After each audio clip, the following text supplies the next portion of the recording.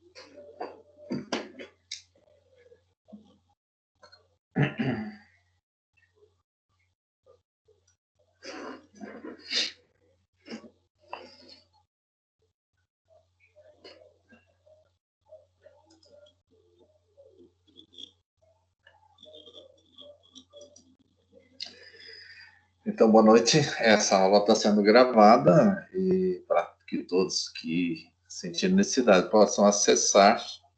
E então, vou começar trabalhando. Quem for ingressando aí também pode depois fazer perguntas e também poderá intervir no momento simultâneo também, tá bom?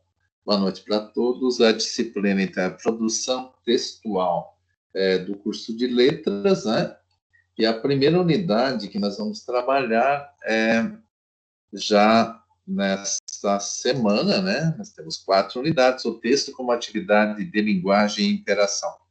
Então, no curso de letras, o texto é uma das ferramentas mais usadas, né? E a utilização do texto e da sua configuração, da sua coesão textual, da sua coerência, enfim, de todos os aspectos de interpretação e compreensão, né? Então, vamos nessa primeira unidade, tratando o texto como atividade de linguagem e interação, vamos estar colocando os objetivos aí, que é identificar os sujeitos sócios históricos envolvidos em uma produção textual. Então, o sujeito sempre tem uma identificação, o sujeito da linguagem, o sujeito da aprendizagem, mas aqui nós também falamos de um sujeito sócio-histórico envolvido em uma produção textual. A perspectiva sócio-histórica ela vai colocar o sujeito no contexto de vida e historicamente, é claro que então o texto tem a ver com esse contexto e os sujeitos são aqueles diretamente interagindo com esses textos, né? Também o segundo objetivo nesta unidade é explorar dados implícitos e explícitos de um texto, no intuito de realizar leituras mais profundas, leituras, quando fala mais profunda, no sentido de não superficial, né? Então, dados implícitos, dados que estão nesse contexto, explícitos que estão mais esclarecidos, mais aparentes, né? Implícitos que estariam mais nas entrelinhas ou mais na perspectiva da coerência, né? Então, e o último dessa unidade seria selecionar elementos com maior precisão e adequação em virtude dos objetivos propostos de uma produção textual. Então, nós temos aí hoje, então, atividades como de linguagem e interação. Seguindo, então, nós vamos direto para o primeiro desafio, e ele traz o seguinte texto, né? Que fala o seguinte: há poucos anos, esse poderoso empresário fez uma conferência em uma escola secundária de classe alta nos Estados Unidos. Foram reservadas 2 horas para a sua palestra, mas ele não usou, ou apenas usou 10 minutos com suas palavras. Ele deu 11 itens que, em sua opinião, os alunos não aprenderiam nas salas de aula, porque as escolas não ensinam. Ele falou sobre como a política educacional de vida fácil para as crianças tem criado uma geração sem conceito da realidade. E também falava que como essa política tem levado as pessoas a falharem em suas vidas posteriores à escola. Então, quem é esse grande empresário, mega empresário, um dos homens mais ricos do mundo? É esse o discurso, então, do Bill Gates, que é o dono da nada mais, nada menos da Microsoft, enfim, de tantas empresas conectadas, né, ligadas a esse mega empresário. Então, o Bill Gates falava assim, uma verdadeira pedagogia da realidade. A primeira que ele falava, a vida não é fácil, acostume-se com isso. Então, o que nós tentamos fazer hoje com as pessoas, com as novas gerações? Tentar tirar todas as dificuldades deles, mas, na verdade, é preciso que eles aprendam a viver com a realidade, né? E a segunda, o mundo não está preocupado com sua autoestima. Na escola a gente trabalha a autoestima, mas o mundo não está preocupado se você está. O mundo espera que você faça alguma coisa útil por ele antes de sentir-se bem com você mesmo. Então, essa é a segunda lição que ele deixa, né? Aí, na terceira lição, ele falava o seguinte: você não ganhará 20 mil, seja reais ou dólares por mês, assim que sair da escola. Você não será vice-presidente de uma empresa com um carro e telefone de discussão, antes que você tenha conseguido comprar o seu próprio carro.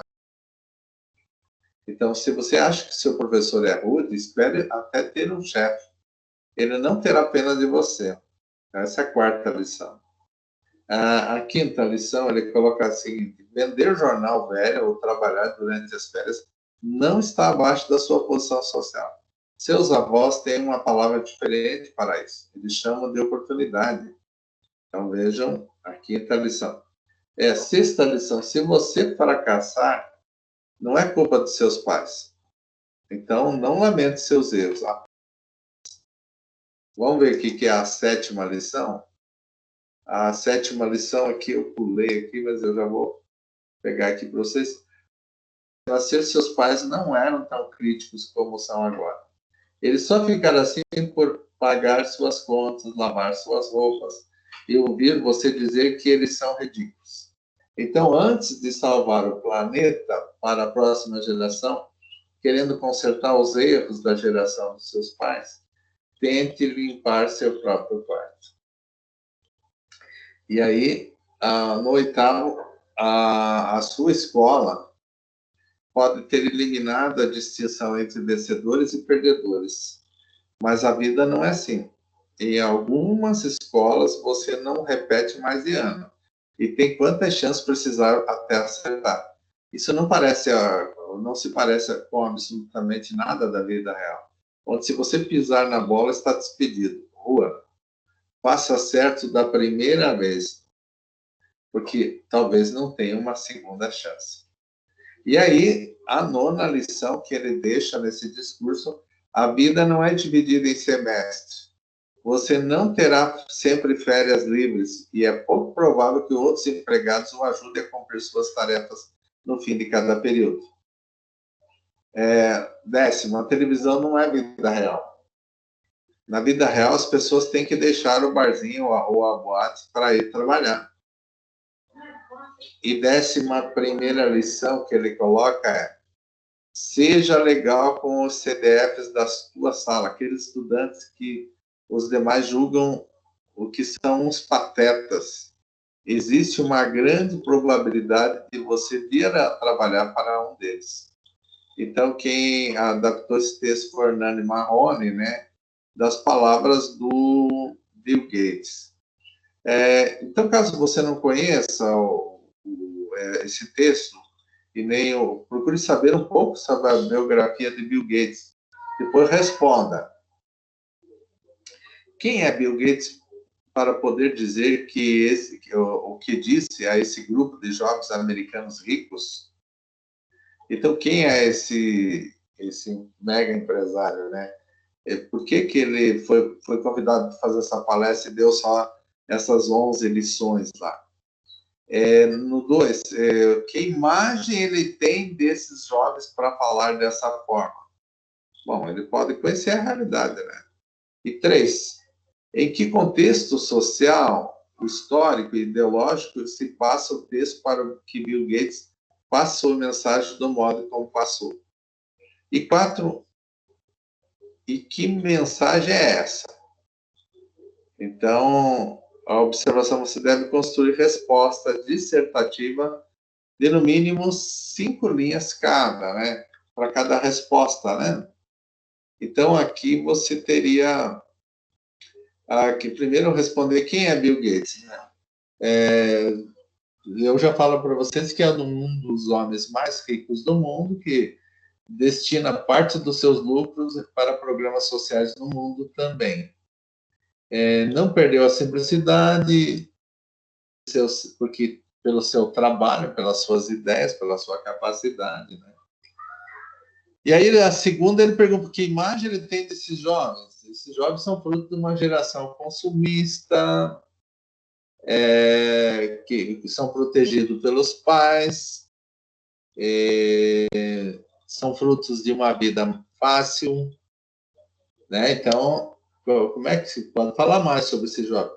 E a terceira questão, em que contexto social e histórico se passa o texto para Bill Gates, né? A mensagem perpassa a ideia da política educacional de hoje, né? Qual que é essa... desculpe, a terceira, né? Ele fala um contexto marcado pelo consumo, né? E esse evento ocorre numa escola rica dos Estados Unidos, onde tem jovens que vivem às custas dos seus pais, né? E que tem a melhor escola, mas às vezes não tem a perspectiva nem uma leitura de vida, né? E a mensagem, que mensagem é essa? Uma mensagem para que as pessoas aprendam aqueles jovens aprendam a ter uma ação proativa em relação ao mundo, em relação às dificuldades, em relação à realidade, né? Então, nesse sentido. E agora falando, então, do nosso infográfico dessa primeira unidade. Esse infográfico, você vai ter uma síntese aí de vários aspectos que nos auxiliam a compreensão de um texto. Então, sempre um texto, como que a gente começa para a compreensão dele? Então, atividade oral e escrita de texto, né? Então, a linguagem é interação. A linguagem é atividade, né? Então, quem é o sujeito que fala?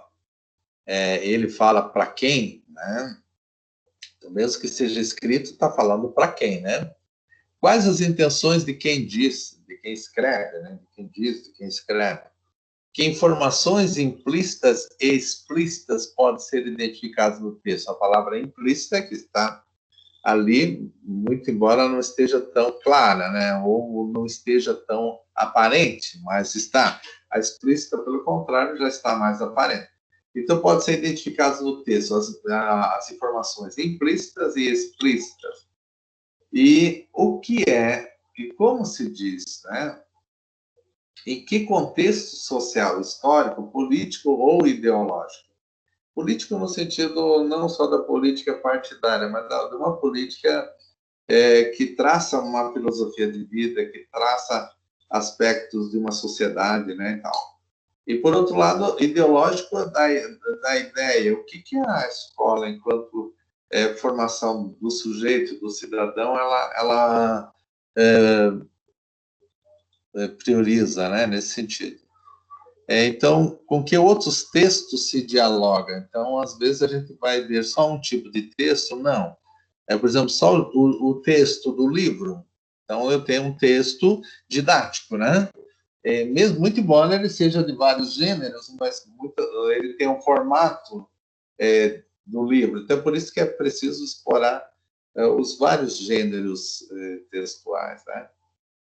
Então, aí teríamos todo esse, vamos dizer assim, essa síntese de como explorar esse texto, de como melhor compreender esse texto. Vamos ao conteúdo aqui, falando, então,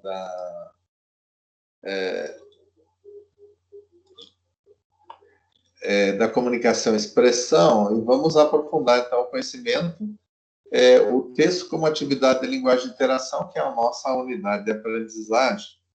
E nessa perspectiva também, buscar aqui no livro Comunicação e Expressão, que vai servir de base teórica dessa unidade de aprendizagem. Então, na sequência, eu apresento, então, ali, ó, texto como atividade de linguagem e interação.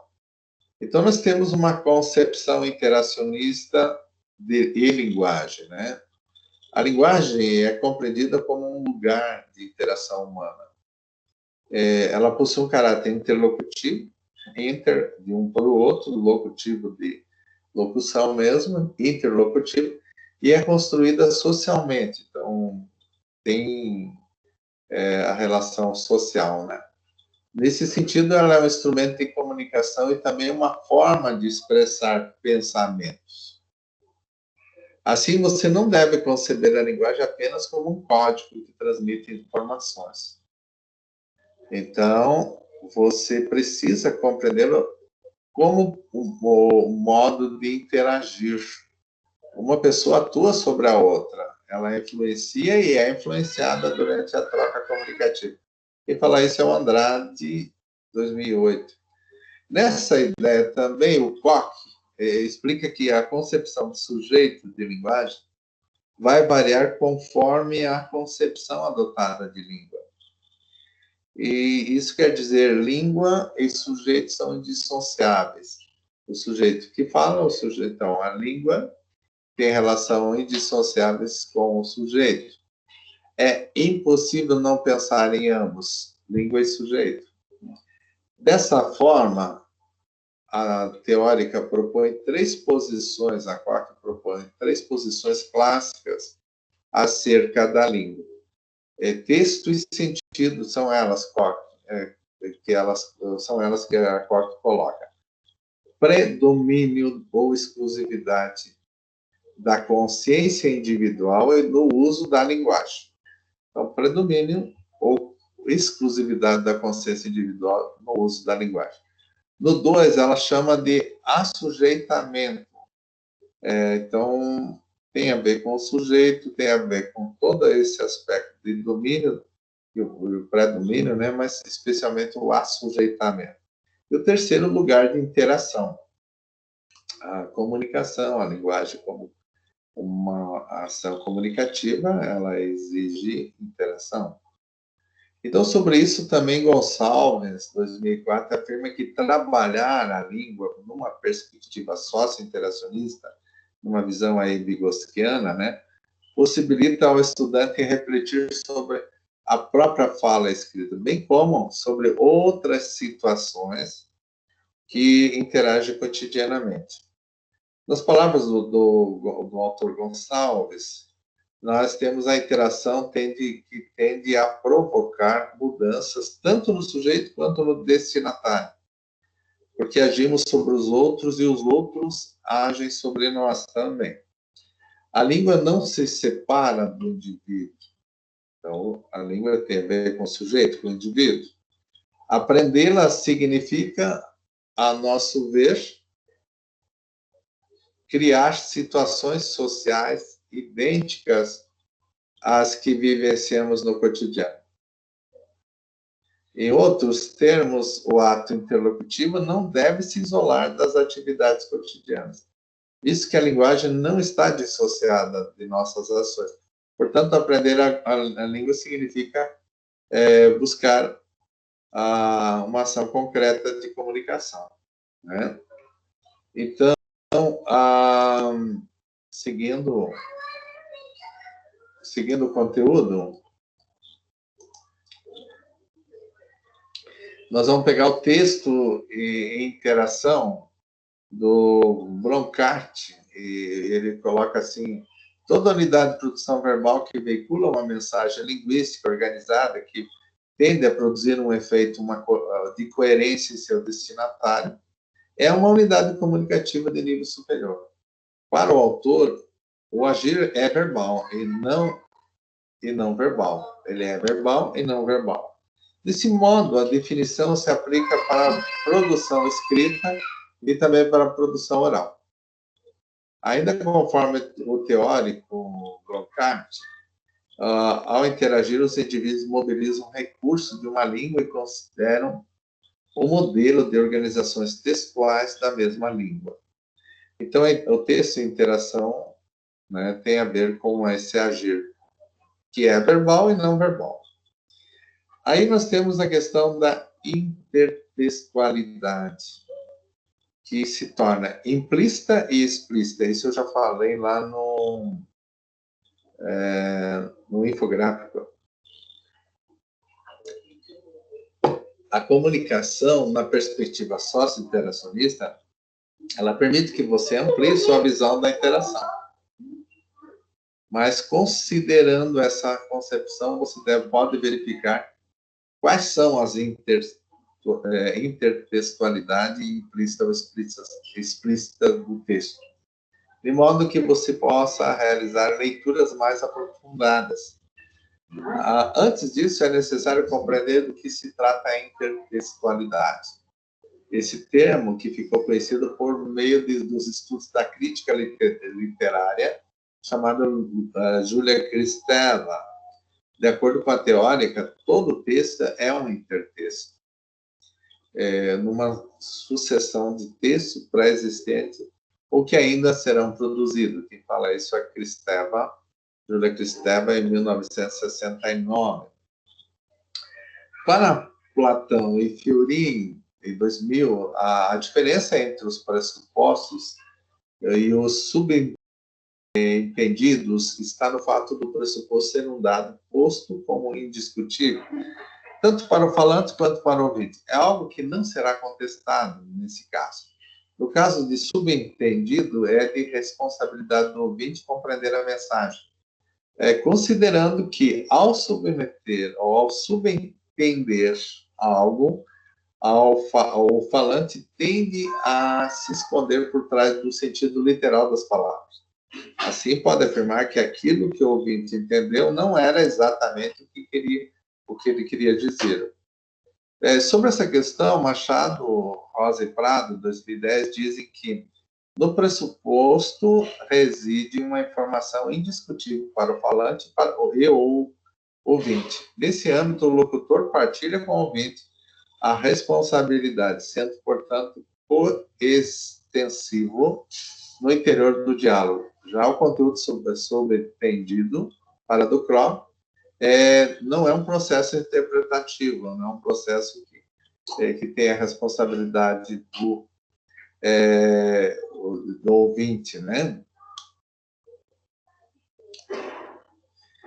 Vamos para a segunda unidade, falando então agora da segunda unidade. A segunda unidade tem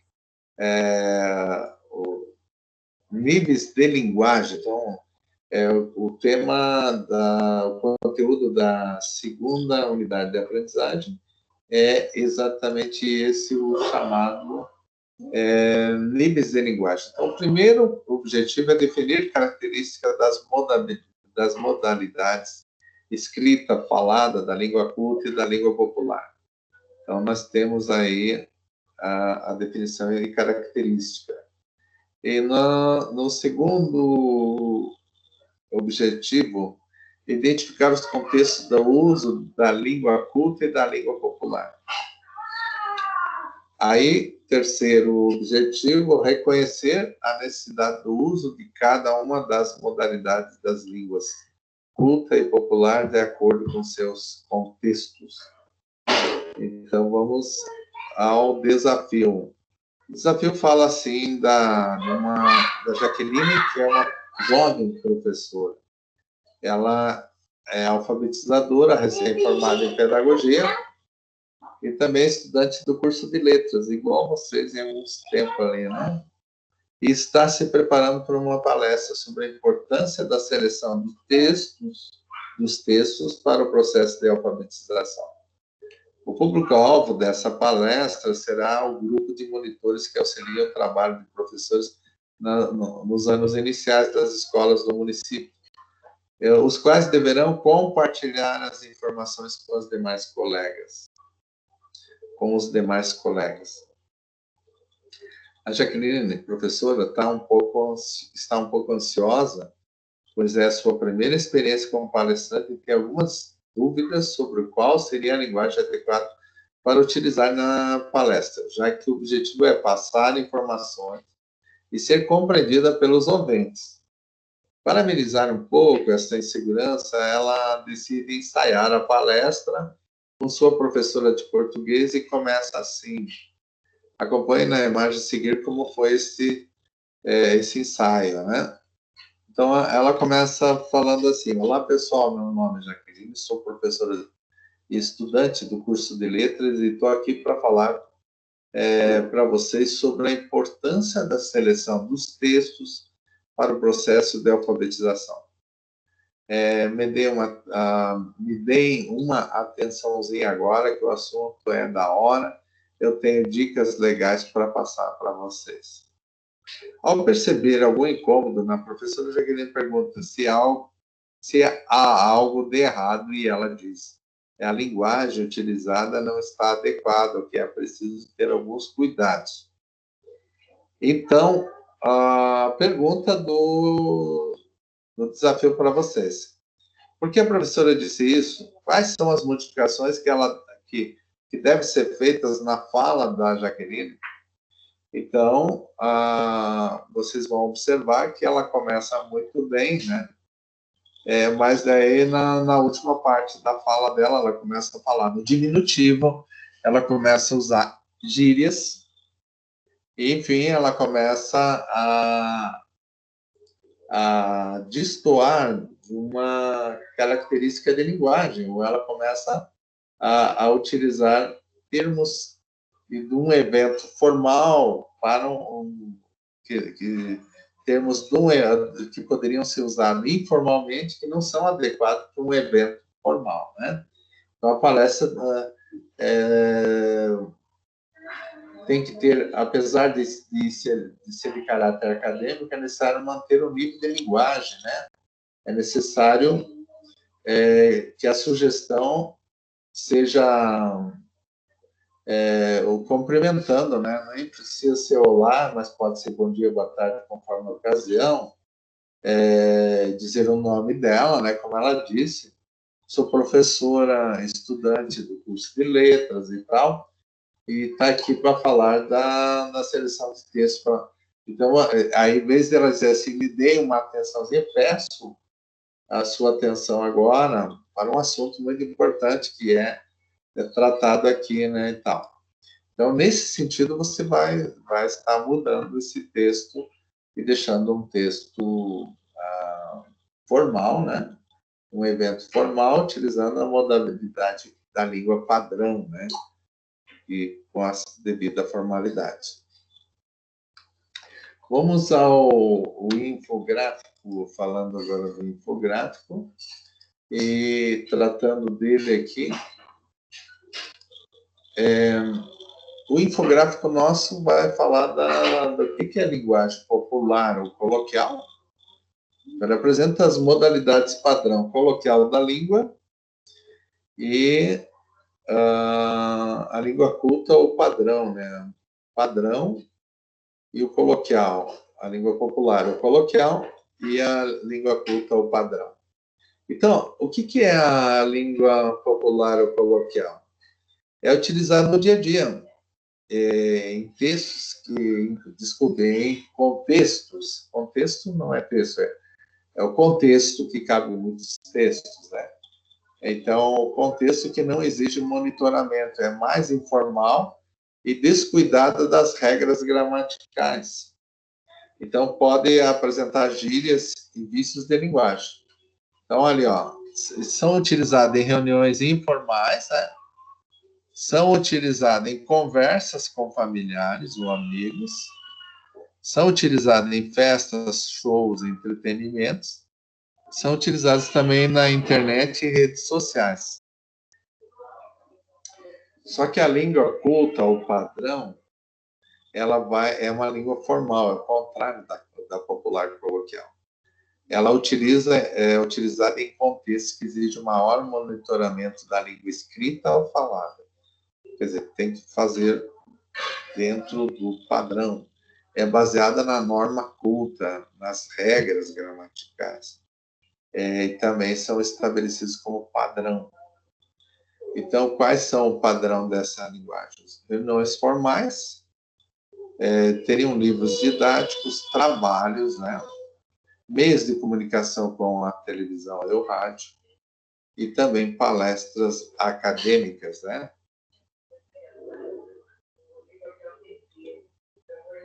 Então, tá aí um bom infográfico para vocês diferenciar a língua popular ou coloquial da língua culta ou padrão. Então, vamos ao conteúdo. O conteúdo. Então, a língua que utilizamos para nos comunicar é uma ferramenta de identidade. Ou seja, nos possibilita uma diferenciação entre a relação em relação a outros grupos e, ao mesmo tempo, o que nos permite uma identificação com os que compartilham da mesma variação da língua. Além disso, é necessário que conheçamos diferentes contextos de uso e de modalidade, que temos a noção de que o uso de cada uma depende de variáveis, como o grupo em que se está inserido e as diferentes situações, como, por exemplo, contextos formais ou informais, como apresentamos lá no infográfico. Então, para aprofundar o seu conhecimento sobre o assunto, a leitura aqui do Linguística Geral, da Marlice Buchreis, o Buchweis, já coloca para práticas de leitura e escrita, né? Então, níveis de linguagem, a característica das modalidades escrita e falada da língua culta e da língua popular. Tanto a língua culta quanto a popular também é identificada como coloquial, né? A popular como coloquial e a culta como padrão, né? São variantes que diferenciam suas modalidades escrita e falada. Assim, sempre que ouvimos uma conversa, ainda que não prestemos muita ou quase nenhuma atenção ao assunto, somos capazes de formar distintas opiniões para qualificar socialmente os sujeitos envolvidos de acordo com as escolhas linguísticas que fazem. Por outro lado, ainda que não dominemos as diferenças entre modalidades da língua, já trazemos conosco certo conhecimento de mundo que nos permite identificar tais nuances da linguagem. Então, vale ressaltarmos que a diversidade linguística não pode ser usada para separar os indivíduos em função do seu modo de falar ou de escrever. O mesmo falante pode adotar diferentes variantes para expressar-se, de acordo com o contexto no qual se encontra. Logo, você, como estudante de letras ou futuro professor da língua portuguesa, precisa ter consciência dessa diversidade. Você deve saber transitar sobre os distintos modos de expressão para adequar-se da melhor maneira possível às situações interlocucionais e que se apresentam na sua trajetória profissional. Frente a isso, você jamais deve usar a língua para inferiorizar alguém por supostamente falar errado. A consciência linguística deve fundamentar a sua vida docente, já que em cada contexto você deve saber como interagir da melhor forma com os envolvidos. Então, passando adiante, em suma, uma situação de comunicação e interação vai caracterizar o seguinte: o contexto social. Sempre a comunicação e a interação se caracteriza pelo contexto social, se caracteriza pelo assunto e também se caracteriza pela identidade do interlocutor e receptor. Interlocutor e receptor, aquele que recebe a mensagem, aquele que está interlocutando a mensagem. Então, a variação linguística, as variações linguísticas, elas ocorrem de acordo com o meio com o qual os sujeitos encontram-se. Cada classe social ou região geográfica conta com peculiaridades no modo de falar de seus membros. Segundo Camacho, 2004, em documento online, ele fala que toda língua varia e isso não existe comunidade linguística alguma em que outros falem do mesmo modo. Por outro lado, a variação é o reflexo de diferenças sociais. Como a origem geográfica e classe social, e também as circunstâncias da comunicação. Com efeito, um dos princípios mais evidentes desenvolvidos pela linguística é que a organização estrutural de uma língua, os sons, a gramática, o léxico, não está rigorosamente associada com a homogeneidade. Pelo contrário, a variação é uma característica inerente das línguas naturais. Então, portanto, enquanto professor de linguagens, você deve estar ciente de que mesmo os falantes da variante popular seguem alguma regra para a formulação das suas orações. Em contraposição, eles não seguem as regras da língua culta. Nesse sentido, pensar que a língua, seja ela qual for, é a única, invariável, e que há um único modo correto de usá-la, isso pode configurar um mito, não uma verdade. Então, contextos de uso da língua culta e da uso da língua popular. Ainda que a escrita tenha sido criada tardiamente em relação à oralidade, Marcuse, em 97, ele fala o seguinte: destaca que hoje a escrita permeia quase todas as práticas sociais das mais variadas sociedades do mundo.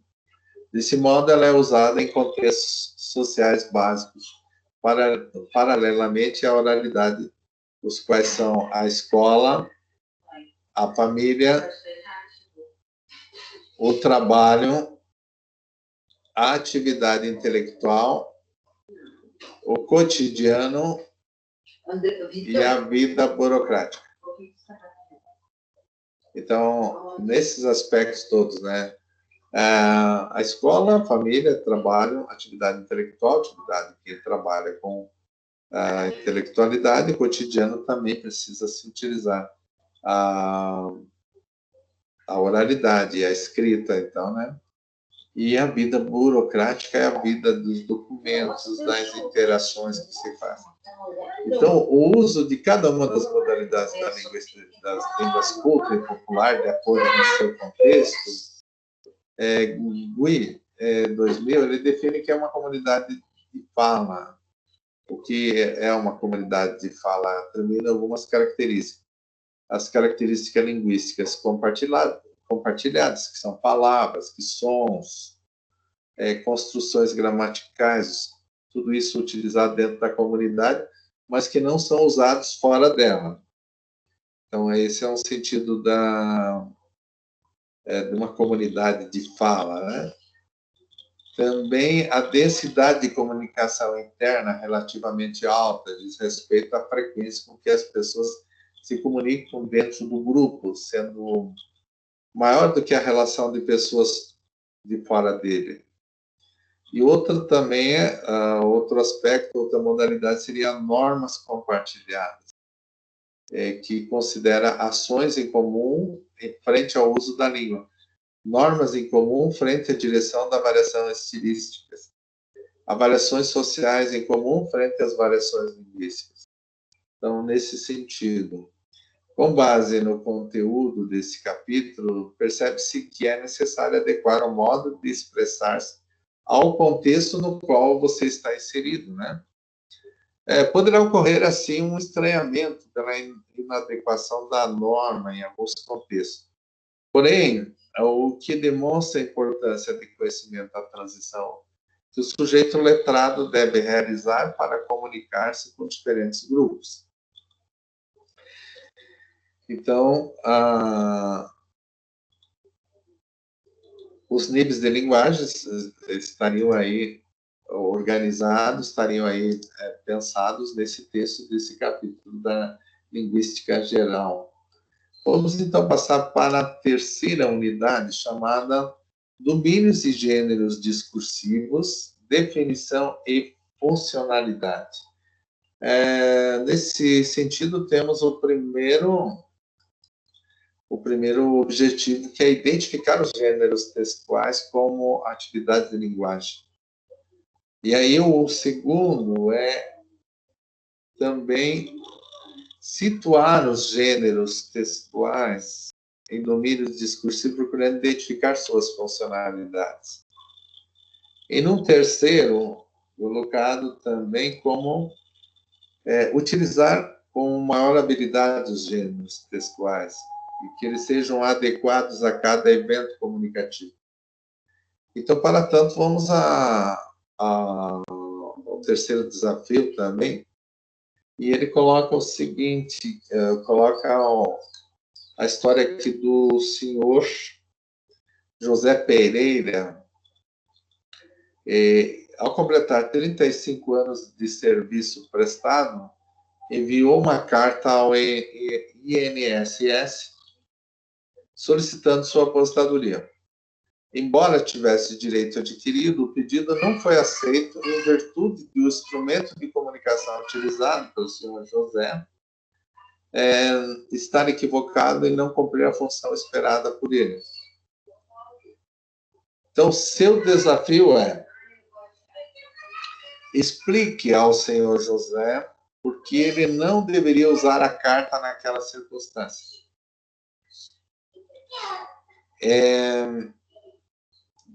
Essa é a letra A, né? Então, você vai explicar ao senhor José por que ele não deveria usar a carta naquela circunstância. Na letra B, oriente o senhor José a respeito pelo qual texto ele deve usar para fazer um pedido que se refira a um direito adquirido.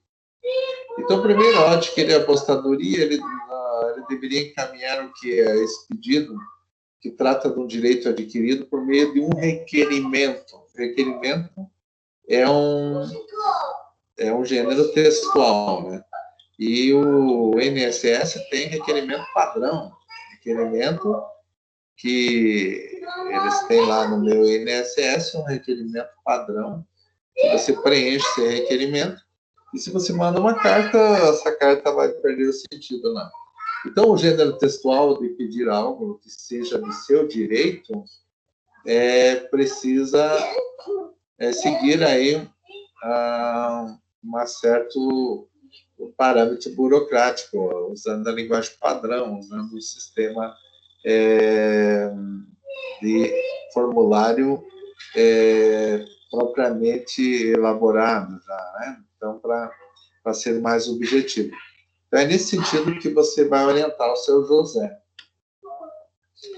Vamos passar, então, para o nosso infográfico. Ele tem aí os gêneros textuais que fazem parte dos principais domínios discursivos.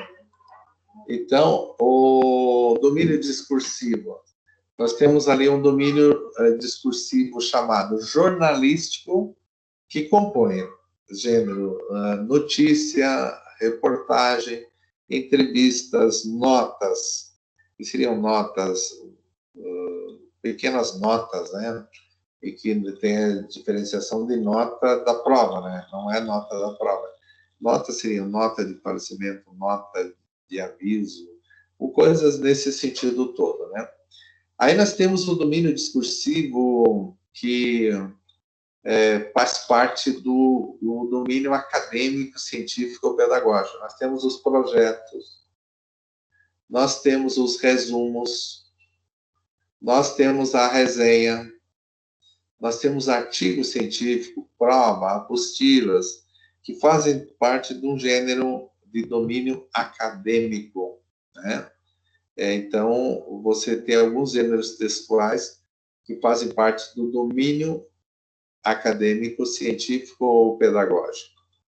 Mas nós temos também o gênero do domínio publicitário, que vem o gênero propaganda televisiva,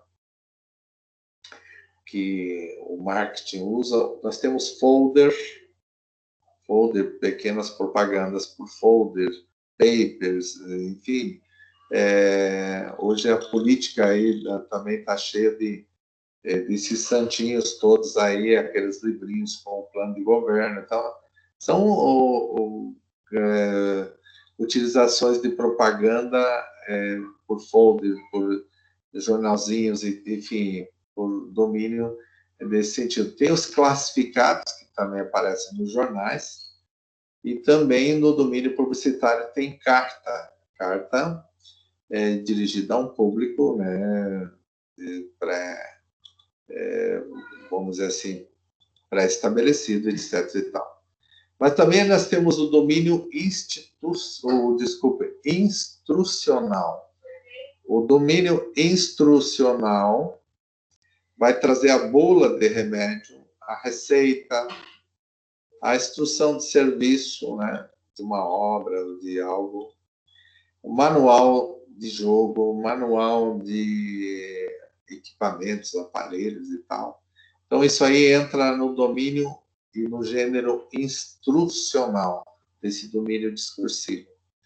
Aí tem o domínio literário, que tem o gênero poema, conto, crônica, romance, fábula, acróstico, mito, enfim, nesse sentido da literatura, né? E o domínio pessoal ou íntimo, nós temos o domínio pessoal ou íntimo. O bilhete, que você direciona para quem você quer mandar.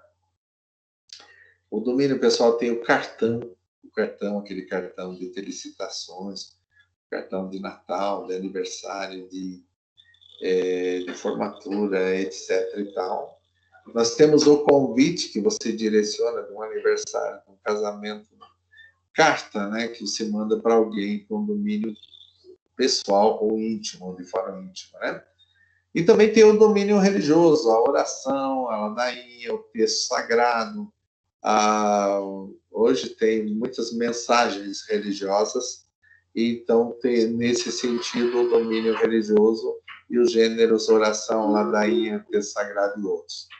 E aí temos o domínio jurídico documental, que é a procuração, a declaração, o requerimento, ofício, lei, acórdão, contratos, etc. e tal, por aí no domínio jurídico ou documental, que tem os gêneros de procuração, declaração, ofício, lei, decretos e tal. Então, nesse sentido aí, os gêneros textuais fazendo parte dos domínios discursivos, o que traz uma importância ter a leitura desses domínios e dos respectivos gêneros.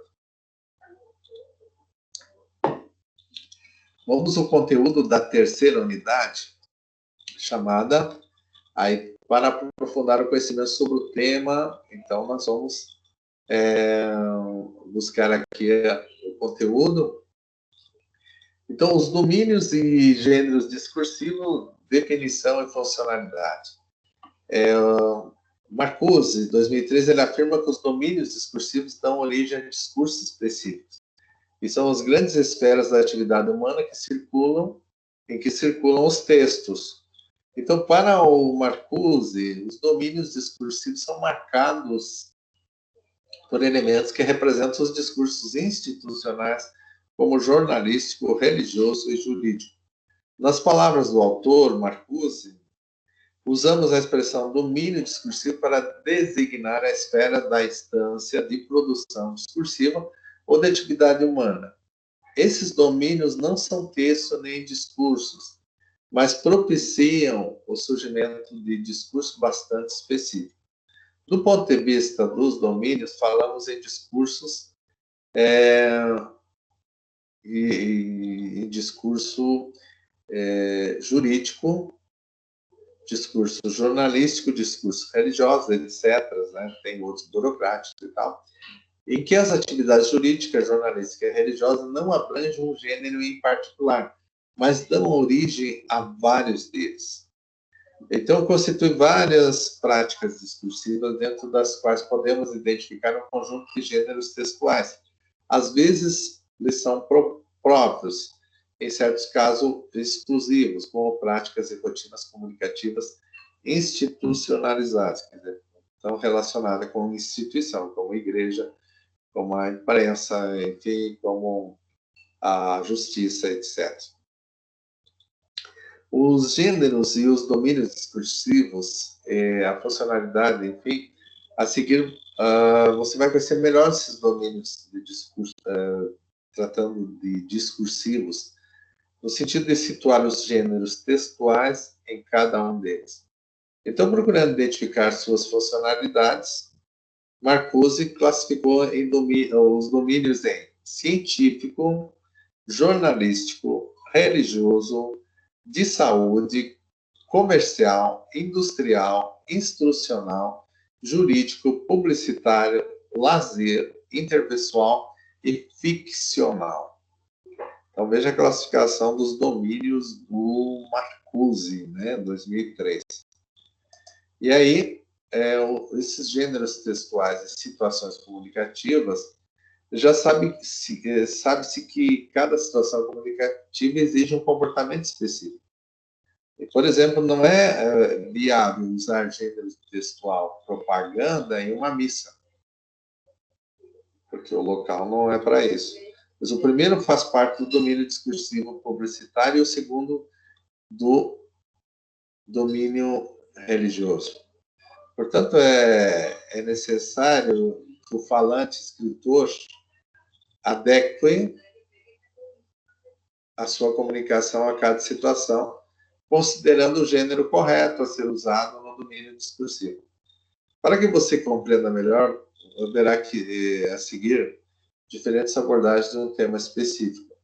Vamos dizer, esse texto pensado aí na violência contra a mulher. Entre outras formas de abordar o mesmo tema de domínio discursivo, diferentes, você pode considerar o domínio ficcional. Por exemplo, há obras fílmicas e literárias, fílmicas de filmes e da literatura, que tratam do tema da violência contra a mulher. Uma dessas obras é o filme Vidas Partidas, de 2016, que conta a história de uma mulher vítima de violência doméstica desde a primeira agressão do marido até a separação, a denúncia e a briga pela guarda das filhas. Outro exemplo é o conto A Língua do Pé, publicado em 74 por Clarice Lispector. Como se pode observar, são diferenciações, às vezes, para tratar até do mesmo assunto. Porém, o domínio discursivo é o que diferencia o mesmo tema tratado de várias formas. Então, o Marcuse, 2003, ele fala que muitos gêneros são comuns e há vários domínios discursivos. Então, se pode violência contra a mulher, se pode estar utilizando em vários domínios discursivos. Então, o tema, muitos gêneros são comuns, mas o que se diferencia são os domínios discursivos. Além disso, existem domínios discursivos mais produtivos em diversidades textuais e outros mais resistentes. Para o autor Marcuse, considerando a relação entre fala e escrita, a possibilidade é que haja domínios discursivos específicos e mistos. Por exemplo, como domínio discursivo específico, você pode tomar como exemplo o religioso, considerando a jaculatória como um gênero textual oral proferido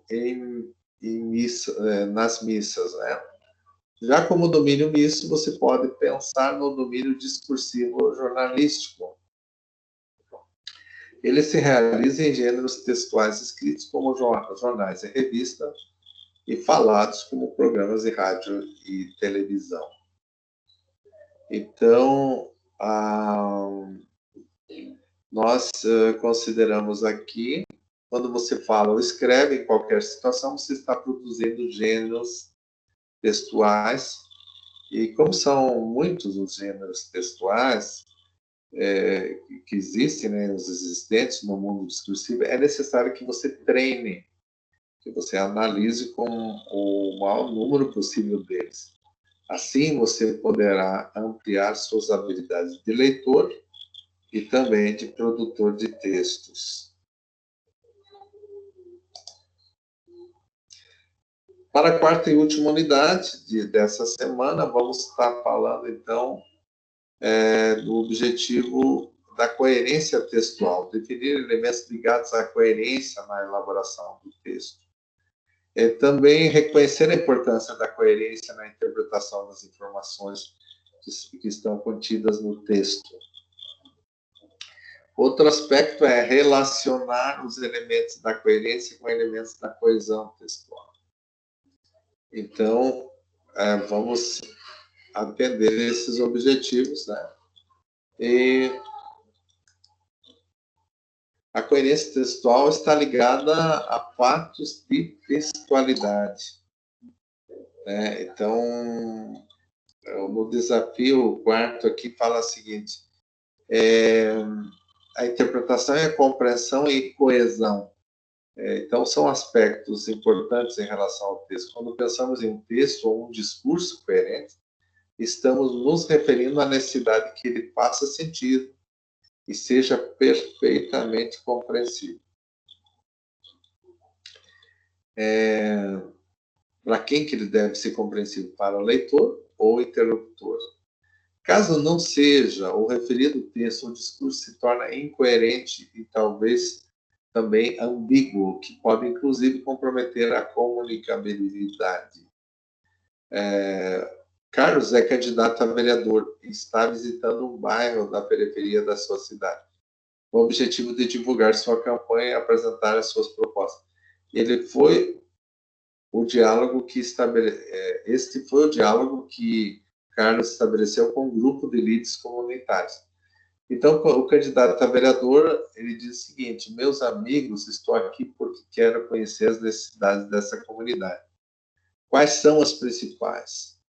O líder comunitário diz o seguinte: precisamos que seja aumentada a canalização de esgotos, do esgoto cloacal, mas a prefeitura já nos avisou que não tem verba para isso. Candidato vereador: prometo que, se eleito, vou ampliar a rede de esgoto da comunidade. O líder comunitário: mas, candidato, a prefeitura não tem verba e também precisamos da implantação de um projeto social que atenda a crianças e aos adolescentes em situação de vulnerabilidade social. O candidato: isso mesmo, vamos tirar a verba do Fundo para Assistência Social e fazer a obra da canalização de esgoto. Nisso, o grupo de pessoas que estava presente se entreolhou e começou a se dispersar.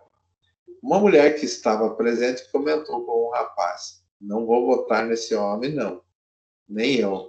Não me parece um bom candidato. E aí, em tempos de eleição, vamos responder esse desafio aqui, né? Por que as pessoas ficaram com uma má impressão em relação ao candidato Carlos? É uma pergunta. O que no seu discurso evidenciou despreparo no momento de argumentar com a população da comunidade? Então, está tudo no quadro ali para que vocês possam responder. E é claro que o candidato foi infeliz, né? Carlos apresentou um discurso incoerente, né? E essa incoerência em propor obras e retirar verbas de ações sociais importantes, né? Quer dizer que ele apresentou aí, além de ser coerente, demonstrou despreparo, né, para atender aquela comunidade. Vamos ao nosso infográfico.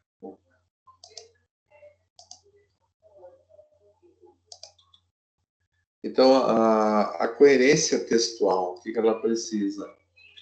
Ela precisa, a relação que se estabelece entre a parte do texto, levando à formação de uma unidade de sentido.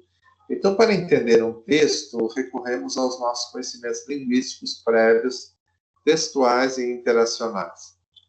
A coerência é construída a partir do texto, com base em fatores de ordem cognitiva, semântica, né, do sentido, pragmática e interacional. O texto deve estabelecer uma sequência linear de unidades linguísticas. Essa sequência pode ser compreendida como coerente, uma vez contradição de sentidos entre as passagens do texto. Deve haver também compatibilidade entre a variante linguística escolhida e o léxico e as estruturas sintáticas utilizadas. Então, a coerência textual, basicamente, ela tem que ter, vamos dizer assim, uma sequência linear, uma coerência construída com base em vários fatores, né? E a compatibilidade entre a variante linguística e o léxico das estruturas semânticas desse texto. Vamos ao conteúdo, falando da coerência que está ligada a recursos que o texto faça sentido, como um todo de suas ideias, que fiquem bem amarradas. E é importante estar atento ao que é importante estar atento ao sentido, né, às ideias, mas aos critérios de textualidade, às regras de coesão. E aí é claro que se proceda também uma interpretação competente para aprofundar seus conhecimentos e também as leituras desse trecho que seriam no tópico coerência textual. A coesão textual. Ao lado de vários fatores, né, reconhecidos aí, né, nós temos como constituinte a textualidade como coerência, a informatividade, a situacionalidade, a intencionalidade e a intertextualidade e ainda a aceitabilidade. Constitui-se um foco de observação importante para o estudo da análise da produção textual. Então, a coesão textual é um processo por meio do qual se busca costurar uma frase à outra e dar sentido coeso a esse texto. Mas, além disso, nós temos a coesão sequencial, segundo Koch e Elias. A construção da sequência textual decorre das diversas atividades realizadas por quem escreve o texto para fazê-lo progredir, mantendo a linha do discurso. Uma forma de estabelecer uma sequência textual envolve a recorrência de termos, ou seja, a reiteração do mesmo item lexical. Então, vários exemplos teríamos aí. A coesão referencial, outro recurso relacionado ao encadeamento das ideias dentro de um texto é a coesão referencial. Esse tipo de coesão que se refere a formas de garantir a fluidez do texto, facilitando assim sua leitura. Para assegurar boa leitura, é importante que não haja repetição excessiva das palavras, por exemplo, pois isso pode interromper o fluxo e levar o leitor a não concluir o texto. Isso pode ser evitado com o uso de mecanismos de coesão referencial. Isso de referenciação. A referenciação diz respeito a um processo realizado no discurso e decorre da construção de referentes. Então, trata-se de um fator fundamental para a composição da teia de sentidos que um texto possa ter. E aí, a coesão e coerência, no que diz respeito à relação entre coesão e coerência, podemos dizer, primeiramente, que a coesão não é condição necessária nem suficiente para a coerência. As marcas de coesão são encontradas no texto. O mesmo não pode ser dito na coerência, ela não pode ser encontrada no texto, mas é construída a partir dele, em uma dada situação comunicativa, com base em fatores de ordem cognitiva, na semântica, programática e interacional, segundo Koch e Elias. Outro fator de coerência a ser destacado nesse texto é a compatibilidade da variante linguística escolhida, do léxico, das estruturas sintáticas utilizadas no texto. Então, como esse texto é vinculado pela internet, em um blog, direcionado a leitores mais jovens, há uma maior liberdade do uso da linguagem informal. Por isso, é compreensível o uso da transcrição de uma fala coloquial ou popular, como em Claro, lá na minha rua tem um carrinho de cachorro-quente estacionado há 30 anos, bem antes da moda gourmet. Também é aceitável que o uso da palavra hamburgão é verdade, mas a gente garante que a história do primeiro food truck também apareceu antes do seu hamburgão de esquina favorito. O uso de hamburgão não viola a coerência no nível da linguagem, pois atende a esse apelo de falar diretamente para o público leitor, aproximando-se desse. Além do mais, o texto mantém o uso adequado de mecanismos que reagem ao encadeamento de enunciados. E aí a coesão, então, e a coerência costumam andar juntas, como se trata de texto, mas são fatores distintos, né? A coerência, o sentido do texto, é construído pelo leitor, o qual se baseia com os seus conhecimentos como no que é apresentado materialmente no texto. A textualidade é um conjunto de características que levam o texto a ser considerado, de fato, um texto e não apenas um amontoado de palavras e frases. O texto é um evento comunicativo, ou seja, para que haja compreensão textual, é preciso haver articulação de 3 aspectos: o linguístico, o social e o cognitivo. O texto é uma atividade prática, é um meio pelo qual a língua se manifesta, ou seja, pelo qual podemos expressar nossas intenções de acordo com o que queremos fazer.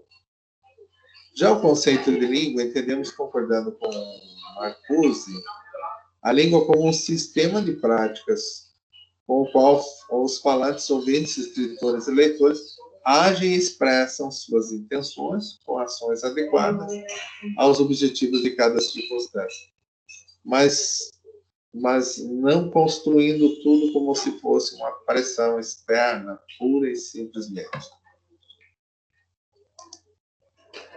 Além disso, a subjetividade da linguagem, segundo Benveniste, é a capacidade do locutor em se propor como sujeito. Não podemos deixar aqui de mencionar a questão enunciativa. Nesse ponto da subjetividade, a construção de si somente é possível na relação com o outro. Então, por meio do contraste, como somente podemos ver como somos ao nos colocarmos em diálogo com o outro. Assim ocorre uma alteração que se enuncia, o eu, né, quem se apresenta, e a quem é dirigida essa enunciação, o tu. O da relação entre eu e o tu, da intersubjetividade, temos a subjetividade. Os articuladores textuais, ainda ao olharmos para o texto em busca da sua compreensão, temos e devemos considerar como as ideias apresentadas estão interligadas, ou seja, quais elementos estabelecem relações de sentido entre palavras, frases e parágrafos. Então, a relação de sentido entre palavras, frases e parágrafos. Esses elementos, que podem ser proposições ou preposições, advérbios ou conjunções, eles também podem ser chamados de conectores, conectivos ou nexos. Eles são considerados articuladores textuais. Então, fechando aqui a nossa aula de hoje, desejando a todos uma boa noite, né? E a aula está gravada, como disse no início, para acesso a qualquer momento. E desejando a todos, então, uma boa semana. Semana que vem estarei de volta com a segunda semana da disciplina Produção Textual do curso de Letras, para discutirmos mais 4 unidades de aprendizagem. Boa noite e até lá.